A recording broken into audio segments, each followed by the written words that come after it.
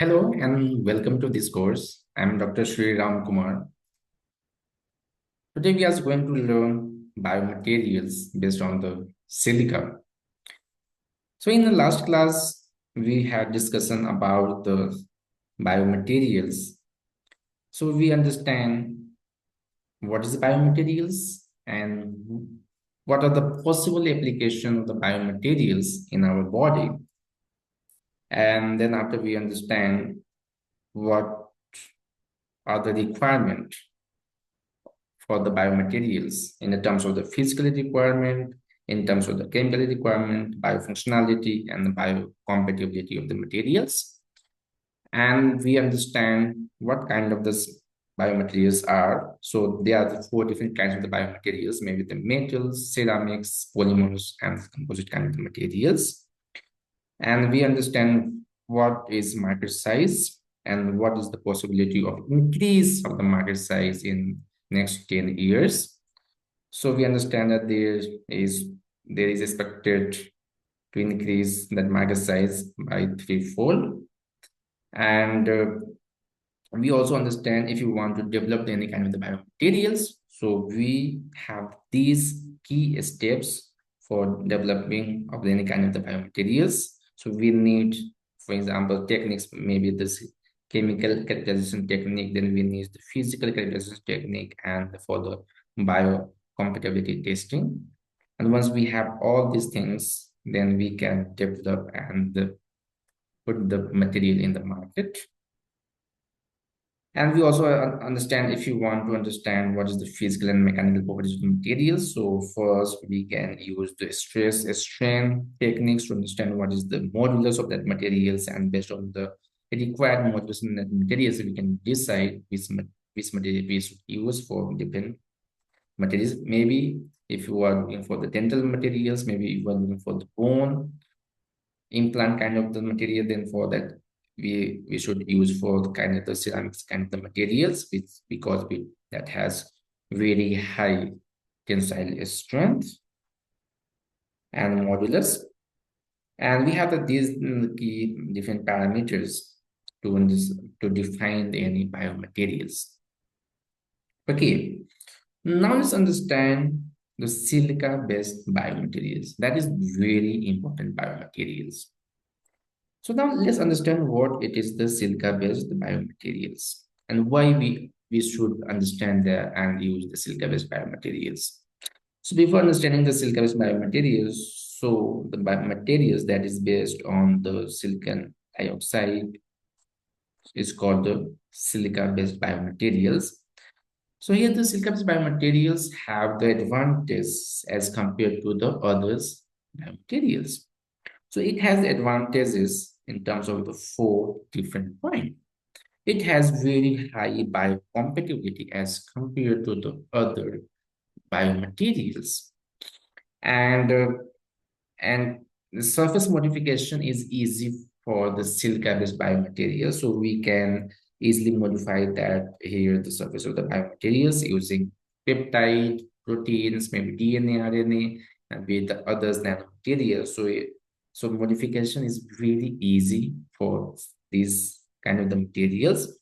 And we have other advantages, that is the porosity control. So we can control the porosity based on the surfactant in this while the synthesizing of the silica-based biomaterials. So we have good control over that porosity.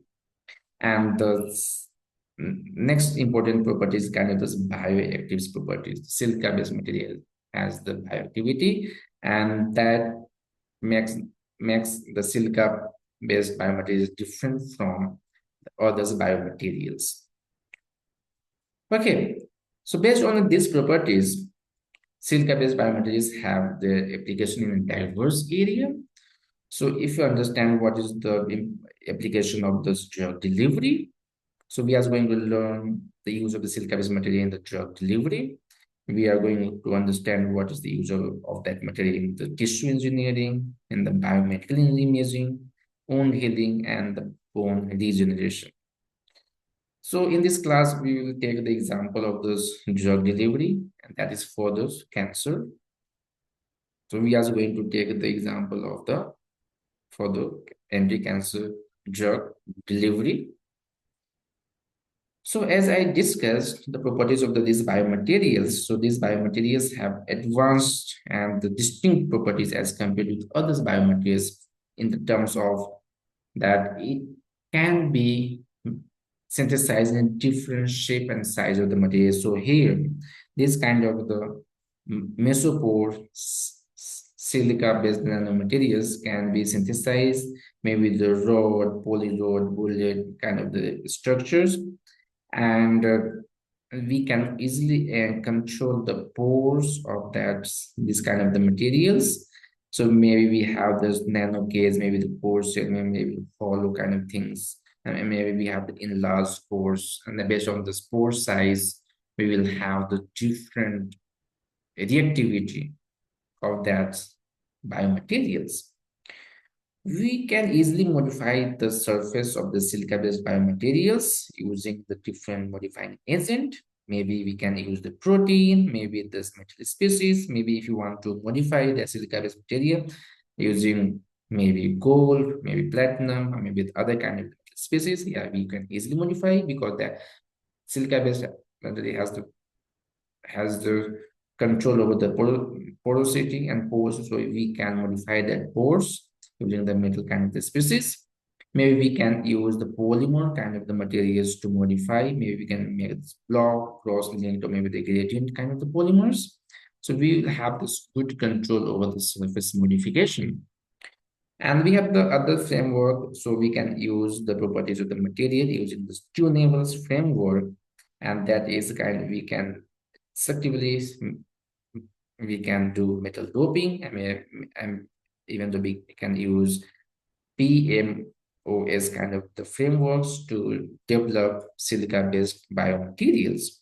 So these are the advantages of the silica-based biomaterials. So now let's understand how to develop or how to design the silica-based biomaterials. So as I discussed in the previous classes that we can use microemulsion method for those silica nanoparticle synthesis. So let me quickly explain again this topic. So we can develop or use the emulsion. So we can have the emulsion in the two ways. One emulsion is that if we take the water as a solvent, and if you put some oil there, so what happens in the presence of the surfactant? So there is a kind of the formation of emulsion. So this is the example of the emulsion. So if you take oil in the water, what happens? So there is a kind of the emulsion. So it is the kind of the micelles formation, and that micelles in which we have this oil in the center of the micelle, and whenever we add the precursor of the silicon, that in the terms of the TEOS, that is the tetraethyl orthosilicate. So the name of this one is the tetraethyl orthosilicate. So when we add there in the presence of ammonium hydroxide, so what happens?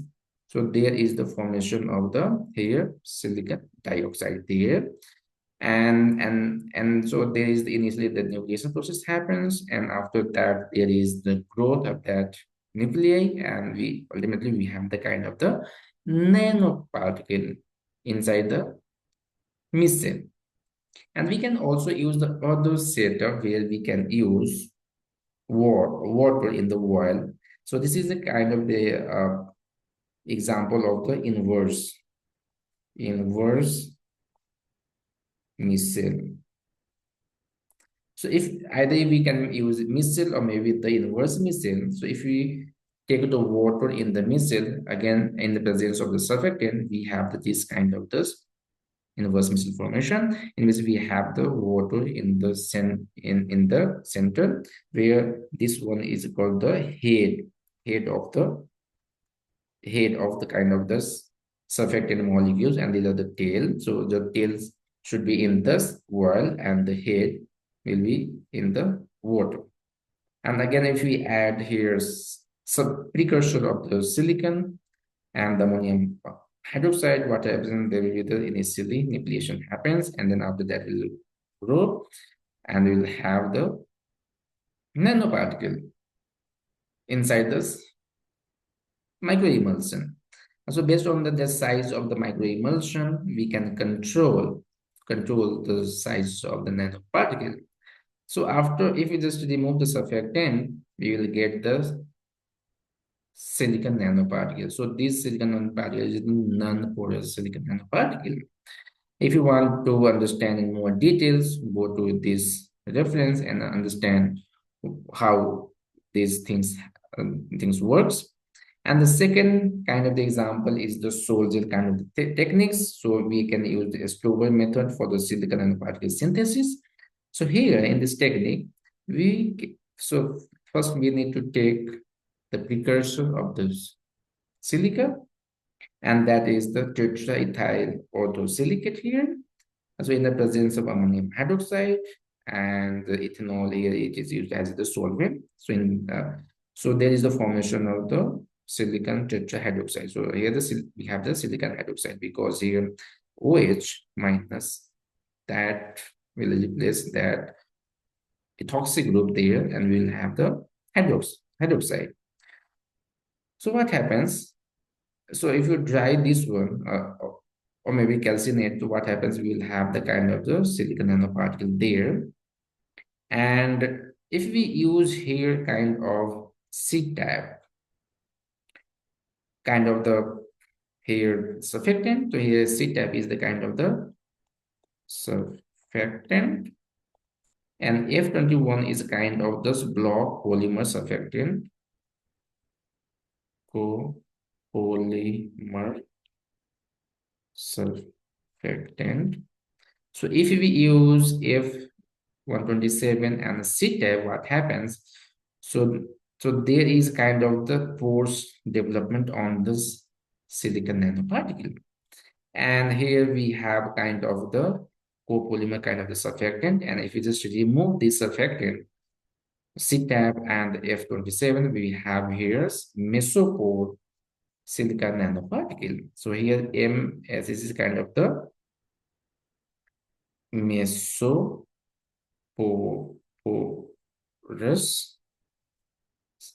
silica nanoparticles. So we have these silica nanoparticles here. So here we can control the here. So here what happens here, we can control porosity by controlling controlling C tab. We can temperature, we can control with F27. So these are the component we can use to control the pore size of that is mesoporous silica nanoparticle. Okay, so till now we understand these two methods. One method is this microemulsion method, and the second is the Stober method for the silica nanoparticle synthesis. And this third method is based on the biomimetic. Maybe you can use the biological template. So if you use the biological template and grow that's nanoparticle there, then we will have that is kind of this biomimic or templated kind of the biomaterial. So I discussed these things in bios biological sample, or maybe the biological system based on the nanomaterial synthesis. So you should go there and understand in more details about how the biological template, maybe the DNA, maybe protein, can control the particle size, and that will improve the morphology kind of the things.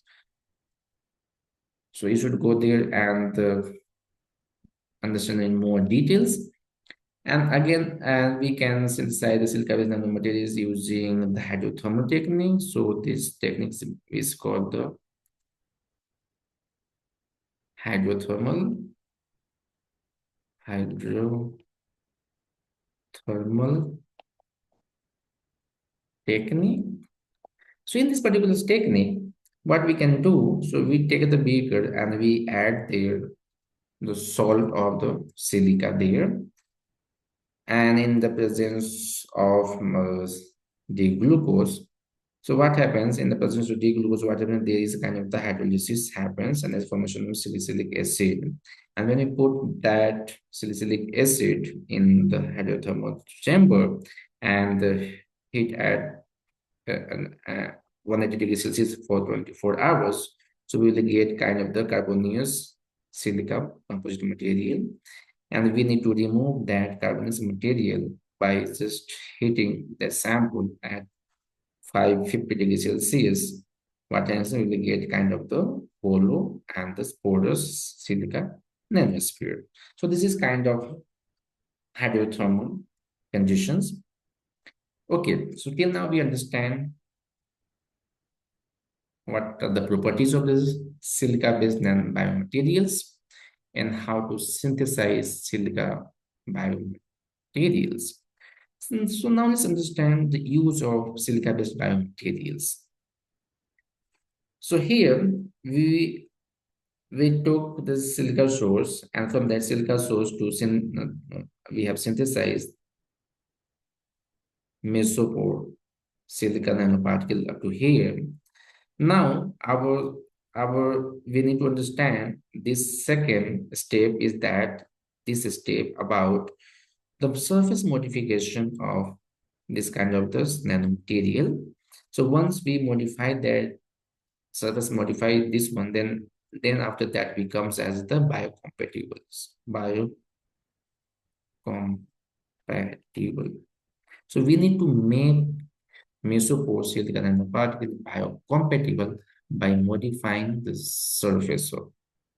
So here we can modify the surface using either maybe protein, maybe we can use heptamers, maybe we can use modifying agent, maybe the DNA, maybe we can use RNA, or maybe we can use here the metal nanoparticles. So these are the things we can use to modify the surface of this silica-based material. So once we have from here to there, then we can load drugs on that particular material. So we need to understand how to load that drug there. And when we have, so up to here, we have the here medicine, or maybe the drugs medicine. And since this drug has the antibodies, so that antibodies can selectively bind to the cancerous cells, or maybe the target cell. So using this kind of the receptor, so this is here receptor, and here this one is we can call here is the kind of the antibody. So that antibody selectively binds with the receptor and that enters in the cell. And once it enters into cell, so due to the stimulus, so that drugs can release in there's the environment, and that kills the bacteria, cancerous cells. And this is the mechanism of the anti-cancer drug. So this is the overall this mechanism of anti-cancer drugs. So now let's understand in more details about the kind of those biomaterials we need for those anti-cancer drug development. So if we want to classify all kinds of the biomaterials, so we have the 4 different kinds of the biomaterials. So first kind of the biomaterials is called the inert. That means that has no such kind of activity towards the particular kind of the targeted cells, or maybe the tissues, maybe the organs. So this is called the inert kind of the biomaterial. And the second kind of the biomaterials is kind of the active. So when you put this kind of the material in the environment or the put in this body, it starts the releasing the kind of the drug. So these are the kind of the drug. So that will instantly release the drugs in that chemical microenvironment or in that particular organ or tissues. So here, up to the so this kind of the material is not responsive in the nature because it just starts releasing that materials, but we need to have some kind of the responsive material. So that responsive material is what happens if we put this kind of the material in this particular condition. What happens? This material sense the chemical microenvironment, what is happening in their surroundings. So what happens? This one first sense to what kind of the stimulus surround around is this molecule, maybe in the terms of temperature, maybe in terms of the pH, maybe in terms of the pressure, kind of things. So based on this kind of the stimulus, they first sense, okay, now we have the pH is this one, maybe temperature this one. So based on that condition, that starts releasing that drug in that environment, on that organ. So what happens?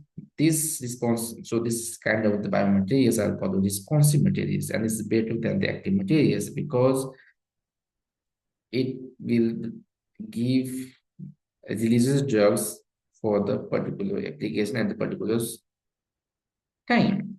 And we have another kind of the biomaterial that is the autonomous. So what autonomous it does is that first it's if you put that drug in that particular body, so first it sense what is the kind of the stimulus that has.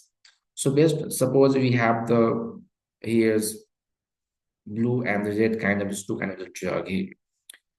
So what happens if that material gets the stimulus? Maybe suppose if this temperature sensitive, so if this is it gets stimulated from the temperature, what happens? So in that particular temperature, so that biomaterial releases the blue kind of the one kind of this drug in that environment and that organ.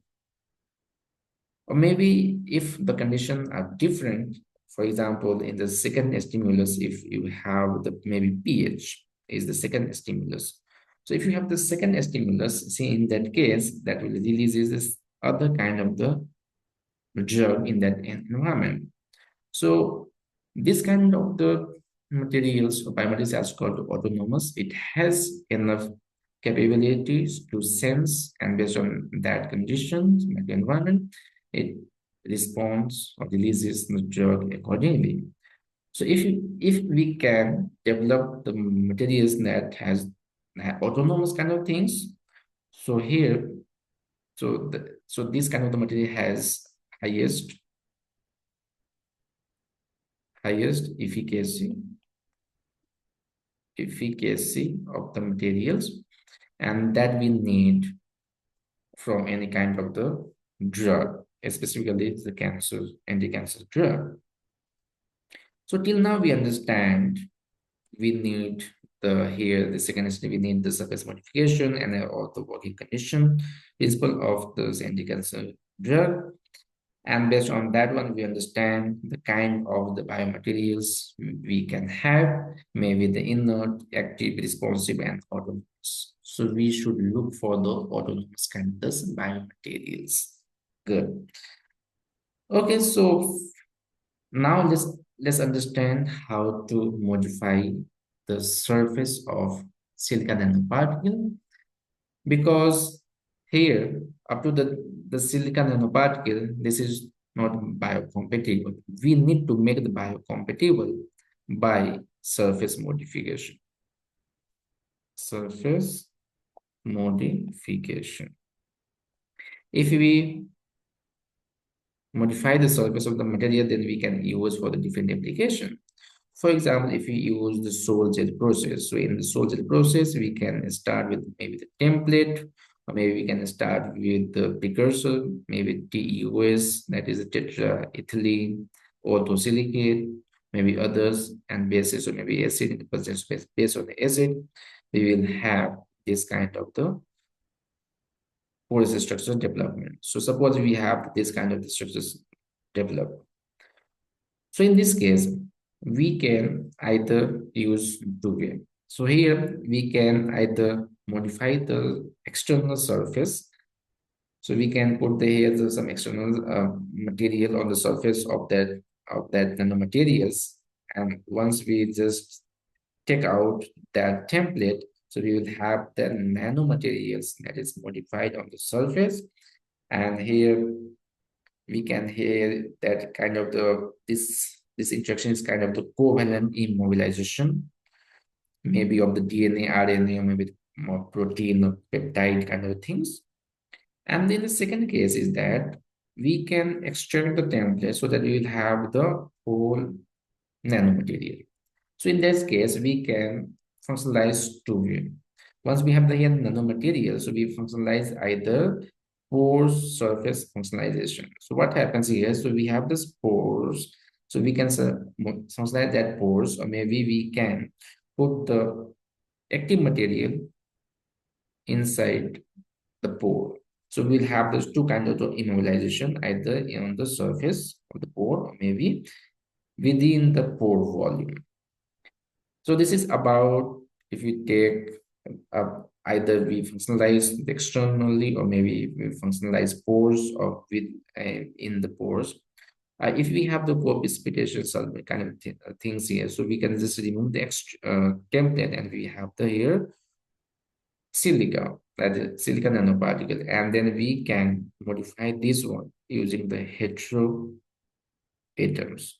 Maybe we can put other kind of the atom if you want to modify with palladium nanoparticle, or maybe other nanoparticles over here. We can deposit that using the either physical technique or the chemical technique there. Okay, so till now we understand. Okay, we should modify the surface of these nanomaterials. So here these are the key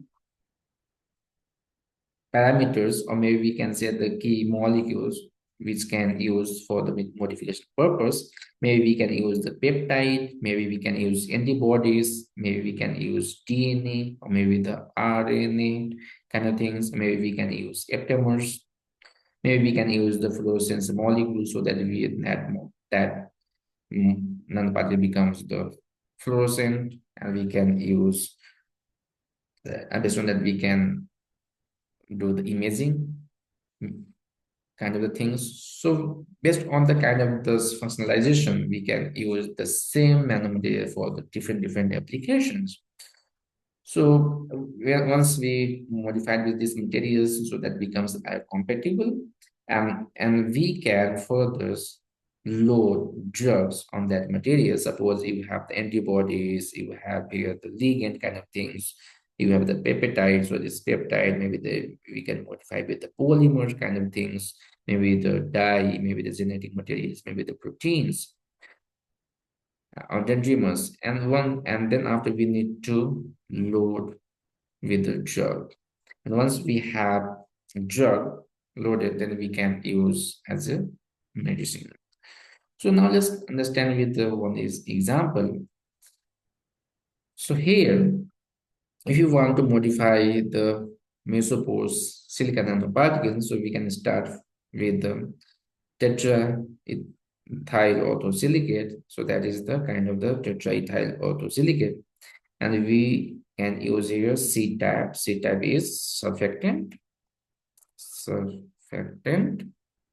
And F117 is also kind of the copolymer surfactant.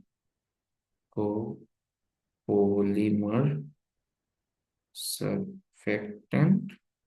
So we have C-type surfactant and F27 surfactant.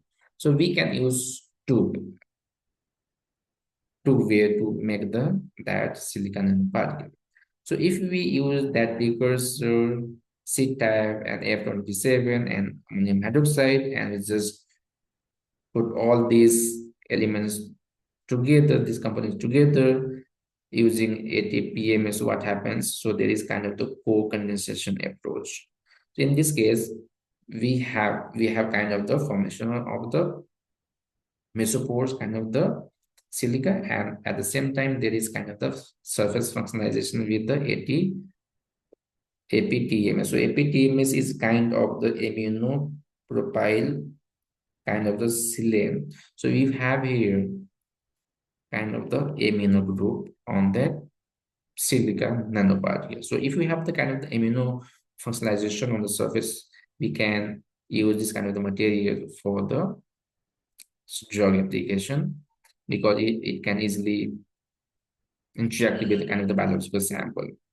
And the second kind of the approach is that if we use this component, so first we should make the kind of the nanopores, so mesopore, silica, nanoparticles. And then after, if we just put the functionalization kind of things here, then we will have the kind of the grafting of the kind of the amino group here. So this kind of the amino group on the surface of the silica. And if you want to read in more details, go in this reference and read in more details about this kind of the surface modification of the mesopore silica nanoparticles. Okay, so in next class, we will learn in more details about how these nanomaterials works and how it responds to the external stimulus. So see you next class where we will have the more detailed discussion about kind of the anti-cancer drug development. Thank you.